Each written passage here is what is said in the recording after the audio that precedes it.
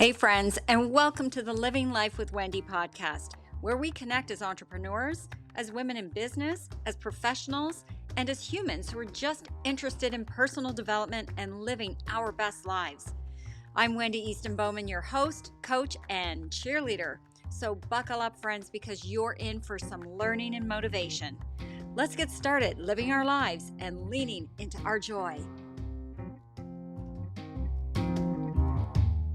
I want to welcome you, Judy Kane, to the Living Life with Wendy podcast. I really appreciate connecting with other women in business, but anybody who is in this arena of helping others. And I just want to, first of all, share my gratitude for you just showing up today. Well, I really appreciate being here. I can't wait to have the conversation with you and see what we can share that would be helpful to your audience. That is so awesome. So the first thing I want to do is I want to introduce you to the audience, right? And it's so cool because, first of all, you're a founder of a company and it's called Aligned Consciousness. And you help people identify and release subconscious beliefs that keep them from repeating unhealthy and stressful patterns. I think that's a super deep subject.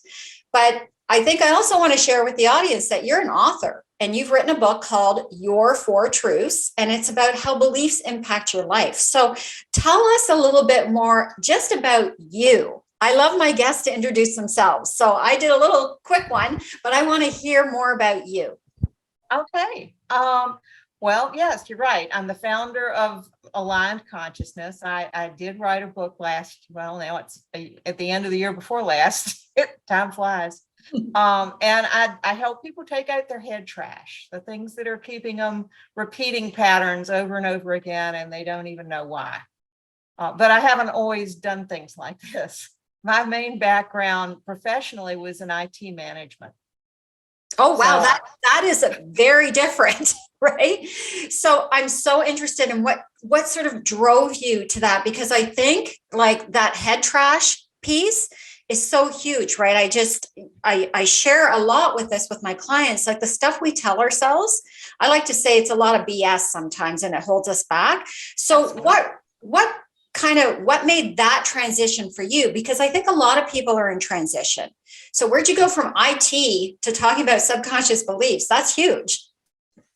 Big. And I did a little 5-year stint as a realtor in between. So a little bit of a lot of different things. I saw it work, basically. When I was in IT management, most of my life I had not been exposed to energy workers or many alternative approaches to anything. I didn't disbelieve, I just hadn't had much exposure. But I saw this particular process that I use work with my then husband. And I could tell it wasn't like other energy work that I had recently been exposed to. I don't need to be translating anything. I'm not sensing energy anywhere. It was a process. It's a very straightforward process that I could see I could learn and do and use. So I went in and took the courses to use for myself, basically, and friends. And then I needed to share it with more people. So I started the company. Okay, I love that. So like a lot of my listeners won't understand energy work, right? So can you explain a little bit more about that? Like what do you actually do? I actually help people change the beliefs that are in their subconscious. There's a fast change process that I use, and it's a little bit like writing code for a computer. People come to me, they aren't happy with something about their life. We figure out what they would rather be experiencing themselves. We narrow it down to affirmation style statements that they would like to be true. And then the Psych-K process that I use is the way that we pretty much just install that in the subconscious. And we can change any one belief usually in less than 5 minutes. Oh, man, that's quick. It's very fast. Now, a lot of situations are caused by a combination of beliefs. So one belief change won't necessarily take care of the whole thing that you're trying to be different with. But I can tell you when I've worked with phobia clients, I've never had a phobia client take the full hour. Okay. So can you give us an example, like, of how, how that subconscious affects, like, say specifically with phobias? With phobias, yeah. And the reason they're so fast is that while they may be intense, they're pretty single or simple sourced. So it's not many beliefs causing that extreme reaction. Most other things that I see people for are a little bit more complex than a phobia. Maybe not as extreme, but more complex. So yeah, I've worked with people with all sorts of phobias. Fear of flying. And most recently, I've seen that we with an emotional reaction to things, we start with neutralizing the emotion, and then we see if there are other specific statements that they want to be believing. So we neutralize the panic response, transform that to just kind of non-attachment to the whole thought of flying. And then followed up in the latest case, there was compounded by a fear of being in a closed airplane with people that might not be wearing masks. Oh, gee. Yeah. We're all living that fear, right? Well, not Right? all, but a lot of people are. It's They are, it's a big yeah. shift since COVID for sure. Yeah. So it was a combination. She'd always had the fear of flying. And then on top of it, now she was also worried for, health reasons. And so we did a few statements about, being safe, that, her body was able to take care of, whatever it needed to take care of, just whatever it was. I don't remember her exact statements, but it was 2 or 3 statements. And she was so excited. And her husband, I don't usually hear about the family members' responses, but they hadn't been able to plan vacations that were, across big waters for forever because Oh, of her fear of flying. She could get on a plane, but it was a real big ordeal. It's just not something that was going to be good for a vacation. So he immediately started looking at brochures for Hawaii. Because it was like, I love she took a flight and it worked okay, fine. She went, she didn't get upset. She felt safe, she was relaxed when she landed. And so her husband was just tickled because that meant they had more options for going places. Well, yeah, and that really speaks to the ripple effect, right? Yeah, When we change something in ourselves and what it does for other people, and it's just like a ripple to the ripple to the ripple. So I can't imagine like how freeing that was, not only for her, but for her husband. absolutely. Yeah. So Oh. they're planning big things, and that was fun to hear. No kidding. Don't you love it when you get that kind of response from the Yes. people that you work with, right? Whether it be a client or someone that you're just like coming from a place of service for, which is just amazing. So you're creating a ripple effect as well. Absolutely. That's one of the big things. That's why I enjoy being on podcasts and being heard in a lot of different places. Um, because people just raising their awareness that they can change things that are holding them back instead of accept that that's just the way things are. Yeah. Because I Yeah. think there's a little bit of conditioning there, right? Like I think I read in your bio as well, like our subconscious or unconscious beliefs start at a really early age. So can you Absolutely. share with my audience a little bit more about that? Yeah. Humans are built to come into this world pretty much blank slates, right? I mean, they bring some things with them, but for the most part, they come in little sponges. And for the first 7 years, they're just absorbing the rules of engagement wherever they landed. So that means they're building their subconscious with all the beliefs that they encounter in their environment. So, immediate family, community, whatever institutions they get regular exposure to, those are the beliefs that they are putting in there. And the reason it's important is that 95% of what we do is controlled by our subconscious. So those subconscious beliefs form our reality. Those are our perceptions of what's going on in life, which for all purposes is your reality, whatever it is. So if you grow up thinking that you aren't good enough, or that money's a bad thing to have too much of, or that it's not safe to try something and fail, that's going to be your reality, and that's going to be, influencing all your choices. Yeah. So that's really interesting. 95% subconscious. Like I'm learning as we learn together, right, as a community. So, it's true. I hear that a lot in my clients as well. Like a lot of things that they've grown up with, their experiences, it really does affect their perception of how they see things. Mhm. So if you were to like float down or even talk to me today, if I had a problem with that, what would be, the key points to sort of help overcome those things? Because I think it is really important to be aware of, what we're telling ourselves, what those experiences of how they've affected us. So what advice would you give to help overcome those things? Well, the first thing I ask people to do, which they frequently have to take a minute to think about, they know the things they don't want. They're very clear that whatever's going on right now that they want to change is not what they want. Most of the people I see, their choices are based on what they don't want. So they're more fear-based than desire-based. They're trying to avoid some situation that doesn't sound like a good place to be, right? But when they come in, they know what they don't want. They have to think about what is it they really do want. So I would advise people, first of all, identify the patterns. What keeps happening? And you keep trying to figure out, why does this keep happening to me? Why am I always stuck at this place? Or why am I always stressed out when I think about doing these things or seeing these people? Or why do my relationships always end up with these characteristics? But look for the patterns. And then figure out what you would rather be experiencing.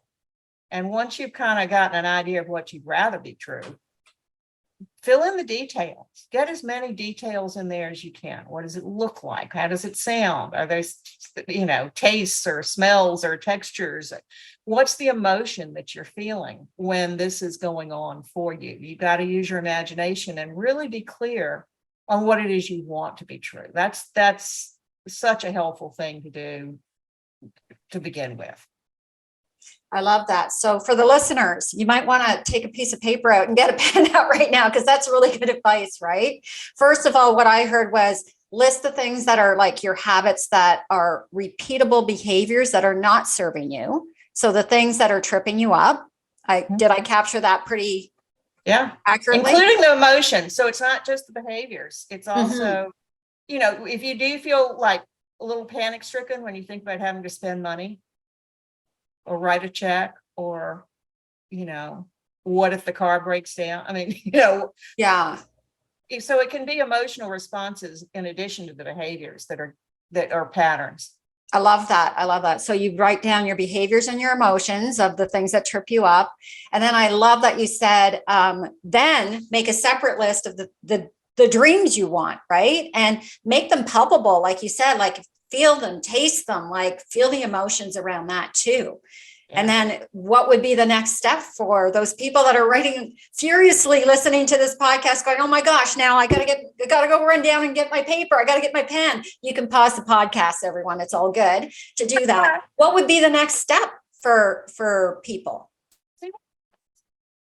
That's enough. Just being clear on what you do want sometimes can make a huge difference. Yeah, I love that. I love that. It's kind of like putting it out into the universe. And then if that's not all you need, then obviously figure out what is still lacking in that. It might be you need a good coach to help you figure out how to get there, right? Yeah. You might need help from somebody like me that can help you change some beliefs that are there that are not serving you well. But try just the imagining first, because if you don't even know what you want, how are you ever going to get there? Yeah. Yeah, I love that. I'm a big believer in vision boarding too. It's like that manifestation thing, right? Like you got to get it out there. But I love that you said too that like sometimes you need help from multiple sources, right? Yes. So Judy, what you do is you unlock it. And then what coaches do is they start to put the put it together with actions and deliverables and all those things so that people can really gain the momentum that they want in achieving what they want, like their dream. Absolutely. Yeah, right. So many people, particularly if it's like in business or life, once they know what the goal is, they really don't know how the best strategy for getting there or the best tools or, and that's where coaching or therapy is, either one, depending on what you're going for. They help you with the hows. Yeah, I love that. The more people we enroll in helping us, the stronger we all become, right? So Absolutely. I think it's like building your community, building your cheer squad. I talk to my clients about that all the time. So yeah. Okay, I love that. And so, let's kind of like back up a little bit because we talked about, what subconscious beliefs are. And so how do we know that those beliefs are holding us back or limiting us? Okay. Frequently when I do presentations and stuff, I'll talk about two big areas that I see that seem to hold people back. One is beliefs about your safety, and the other is beliefs about your self-worth. Oh, And a lot of things fall into those two categories. But so if people are trying to be successful in a business, so it might be that they have a fear of success because the success can be too expensive. Maybe not money wise, but time wise or attention wise. If you've got something other that is also a priority than your business, and you have a belief that to be successful, you need to work 24/7, there's a conflict there. And your subconscious beliefs are going to put the brakes on the success so that you also have time for those other priorities. yeah. I absolutely have found myself in that same, like, you're right, because it's not even sometimes about the 24/7. It's like, do I have capacity or can I do the work? And am I like, do I have the competency to do? There's so much fear there, right? So much. Absolutely. Yeah. And with the fear of success, I mean, it not just costing too much. It could be that you've got subconscious beliefs that it's not good to have too much money. Tell us a little bit more about that. Yeah. I think we've all seen people that may always make just enough, right? If they make more, something happens to bring them down to have just enough. That's not the only clue of it, but a lot of times we grow up with very conflicting messages about money.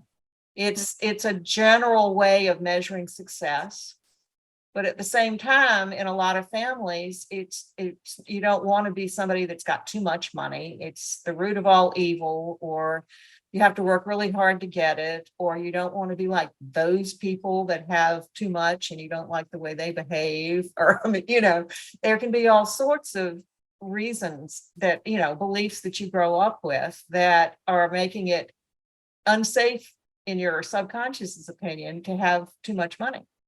Yeah.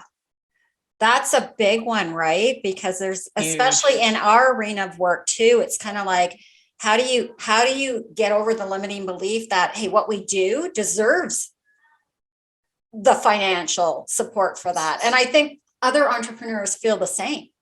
Yeah. Oh, absolutely. Yeah. Or you can see self-sabotage come up. If there's that fear of success, a lot of self-sabotage behaviors, procrastination, or, there are all sorts of ways we get in our own way. Yeah, procrastination is a big one, actually, that I work with my clients with, right? And it's sometimes that belief that everything has to be perfect. Do you work with clients through that? Because that's a big one, right? The perfection. Absolutely. The perfection, I'm going to call it the perfection trap. I have a visceral effect, like a reaction when people say, I want it to be perfect, because there's no such thing in my mind. But tell us a little bit, like, in your experience, what you have seen with your clients when it comes to perfection. Sure. Well, sometimes, like I say, it's it's a way of getting in your own way of not putting it out there, right? And it could be because of a fear of success. It could be because you don't want to fail, a fear of failure. Or it could be you came from a home where, you weren't good enough if you didn't do things perfectly. So, there is self-esteem stuff that can come in. There's, some people pleasing might come in if you want it to make sure that it's all perfect for somebody else. There's so many aspects of perfection. But yeah, I think combination of that, it gets in your way from saying it's done, so you don't have to find out if it's good enough. Yeah, it's like, it kind of comes back to that fear of judgment, right? Once you put it out there, especially in social media, because like that's kind of what we do now. It's like you're putting it out into the world for judgment. Absolutely. Yeah. And that's not necessarily a comfortable thing to do, right? Right. You might not, all the feedback might not be what you'd like to hear. So but that comes keep down it, but always keep that in perspective, right? Like I would say that, the people that are not going to connect with you, they're not going to connect with you no matter what. Well, and there are a lot of things that aren't going to happen no matter what. If you have a fear, if you have a scarcity mindset for money or time or clients or resource, whatever it is, if you've got a scarcity mindset for that, whatever you get to the goal, it's not going to be enough. So you have to increase the goal because you think that's going to give you what you wanted from the thing, whatever it is. It's never going to be enough. Yeah. Yeah. Because it's not supposed to be like when you're achieving those goals, it's not supposed to be a stealer of joy. It's supposed to feed joy. Absolutely. And be something that's interesting to do along the way. Right? It can be curious about, I wonder what happens if I do this, and how would it work if I tried this thing out, right? I mean, when we're little, when we're born, we don't have that fear of judgment and failure. You've seen people learning how to walk, they get up and they fall down, and they get up and they're not like worried about people judging them for the falling down, or, deciding to stop trying because they failed. But somewhere after that point in time, different people learn different things along the way. Yeah, absolutely. I love that analogy, Judy. Thank you so much for sharing that. I share it a lot with my clients, right? We don't learn to run until we learn to walk, and we fall along the way. And if we don't allow, like as I use the analogy as a parent, right? If we don't allow our children to fall and learn to get up, then can you imagine carrying around a 25-year-old baby because you never allowed them to learn to walk?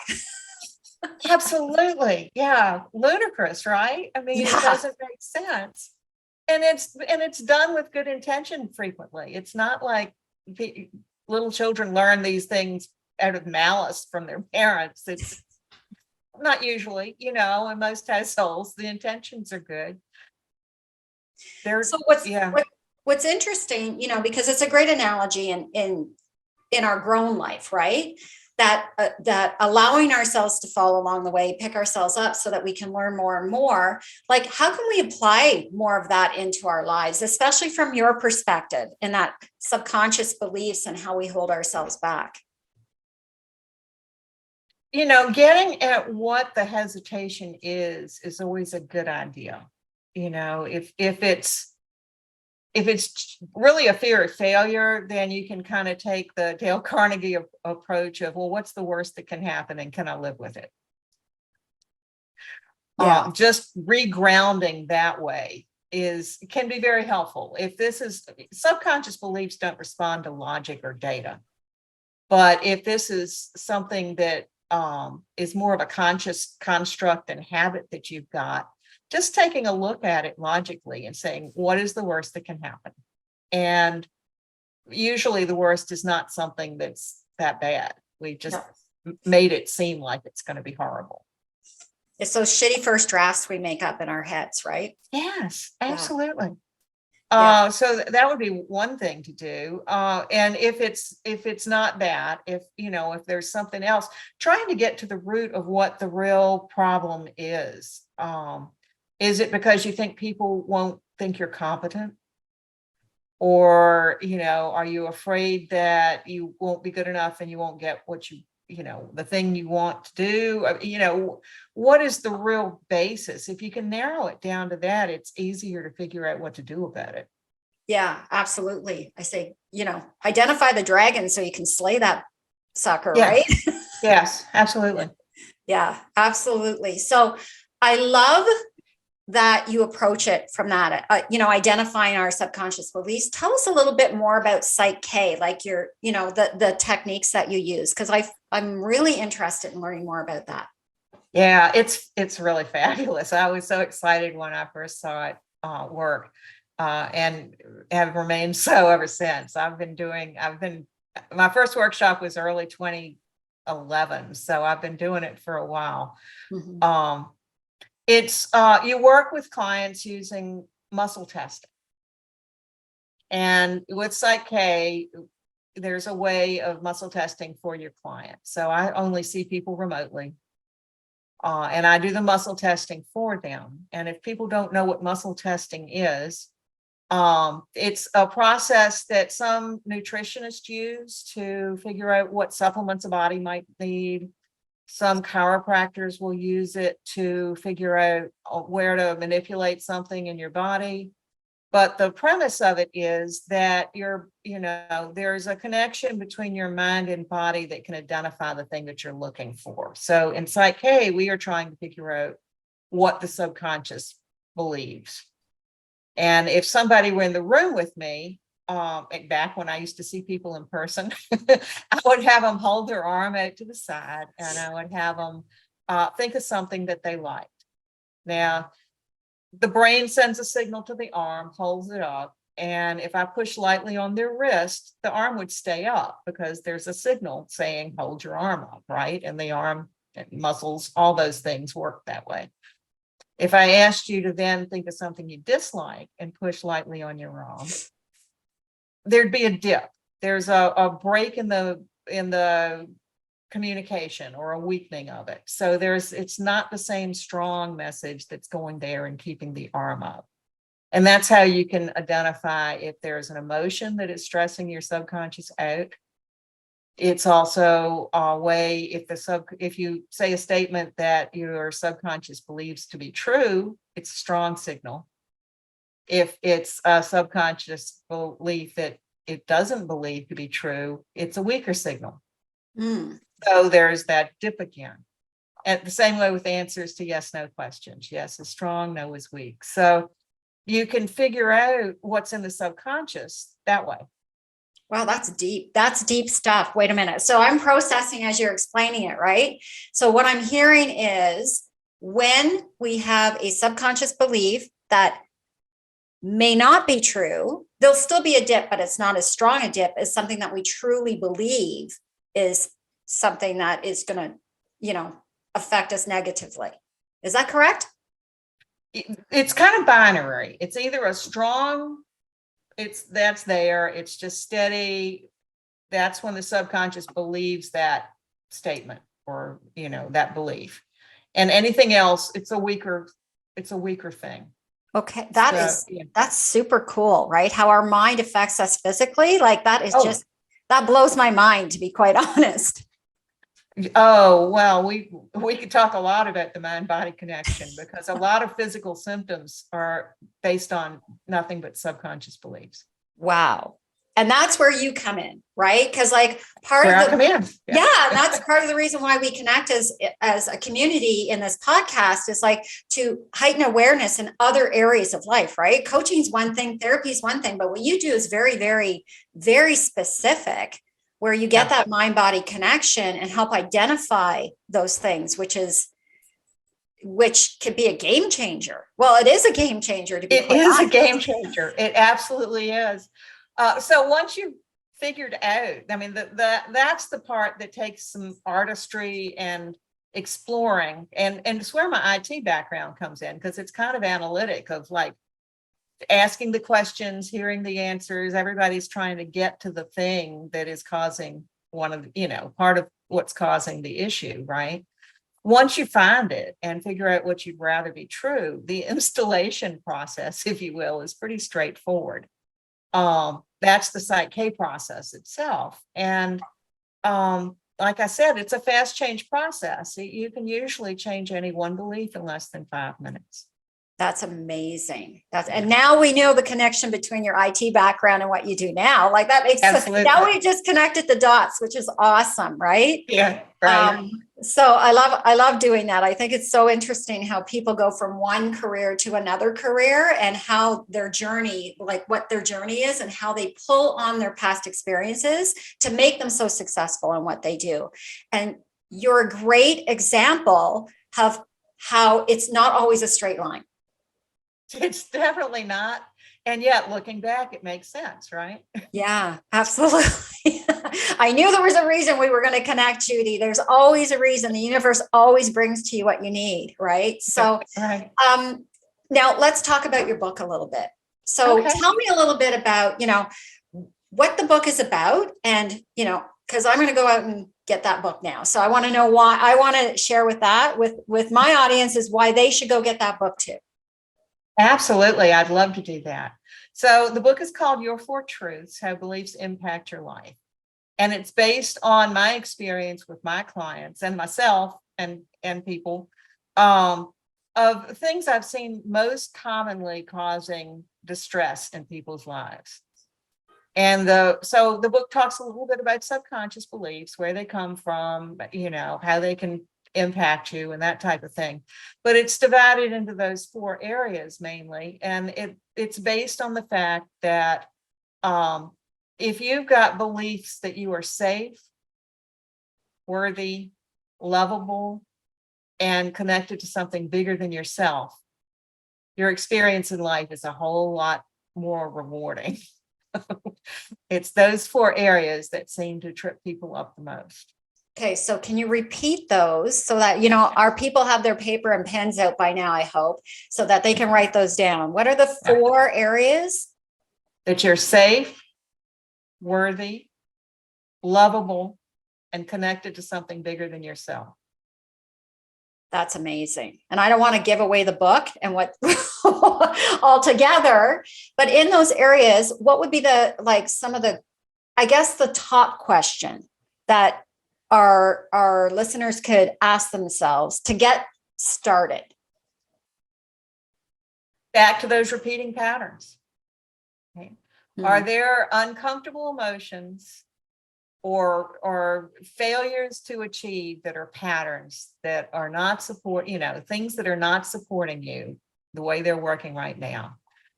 If there are patterns, it's highly probable that there are subconscious beliefs contributing to the issue. Yeah. Yeah. Love it. And the second big message is you can change them. That's Yeah. Because we have the power. You've got the power. Absolutely. There are ways of changing all those things. And so people should not despair at any point in life that they are stuck where they are. They can always do something to change it. That is so amazing. Yeah, I'm a big believer in that too. We have the power of everything that we do, the choices that we make, right? Absolutely. So I guess at the end of the day, I could talk to you honestly, Judy. We could spend days together because I think there's so much value, right? So the first thing I do want to say to my listeners is I'm going to include your website, right, in our contacts. I will include the name of your book so that they can go find it. Where can they find your book, by the way? If they go to my website, there's a link to all the places, but it's on Amazon. The thing that stops people sometimes, it's your and 4 and truths with no spaces in between. And the 4 is the number 4, not the word 4. Okay. Sometimes put spaces in there and you won't find it that way, but they can get a link on my website that will take them, let them have choice. If they'd rather do a local bookstore, it can be ordered on demand. If they'd rather do it through other businesses. So there's choices on my website. Love it. Love it. And of course, they can go to your website. Now, if they want to connect with you, obviously they can do that through your website as well. Absolutely. Yes. I've got my email and contact information is there. And I'm always happy for somebody to book a 15-minute free call if they've got questions and want to know more about it. That is so cool. So as we part, like I said, I could stay online with you like forever because I'm always working with my clients about like their mindset and like I said, the shitty first drafts we write for ourselves, the things that are holding us back. What would be like some great parting words, some great words of advice that you would love to share with specifically, entrepreneurs and how they can take action and make 2023 like an awesome year for themselves? Okay. First of all, be clear on what your strengths are. So often it's really hard to say what you do well or what when you've done something to be proud of it. So identify the things that you do well. Another big thing that I would tell people that sometimes I even have to remind myself, if you're an entrepreneur, you're your own boss. You get to make the rules, right? So often we set these limits on ourselves and then panic and work so hard because we've constructed it the way we think it needs to be without deciding how we want it.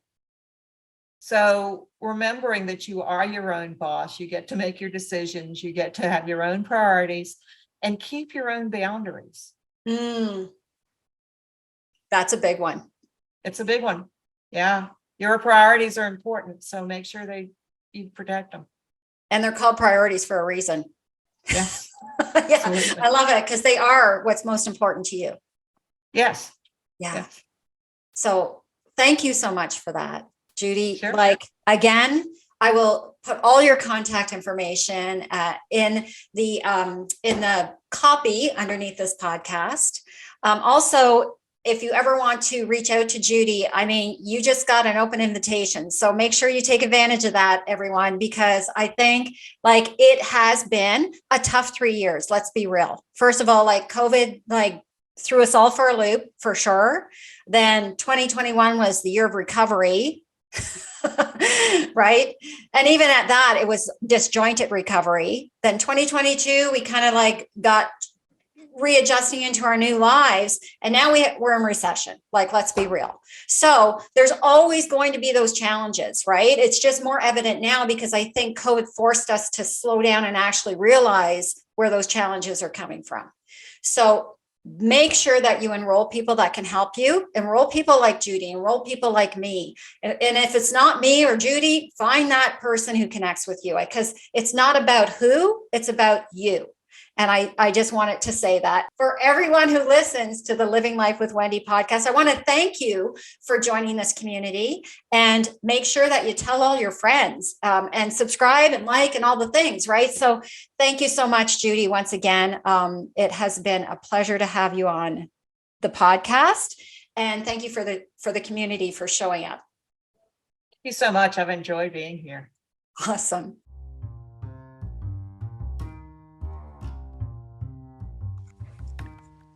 Hey friends, be sure to subscribe to the Living Life with Wendy podcast, and you can also follow me on my other social platforms. I can be found on the World Wide Web at www.wendybowman.com, on Instagram as Coach Wendy Bowman, on Facebook at Resolve Coaching and Consulting, and finally on YouTube as Wendy Easton Bowman. I want to thank you again for joining me on Living Life with Wendy. Now go out there and live your best life.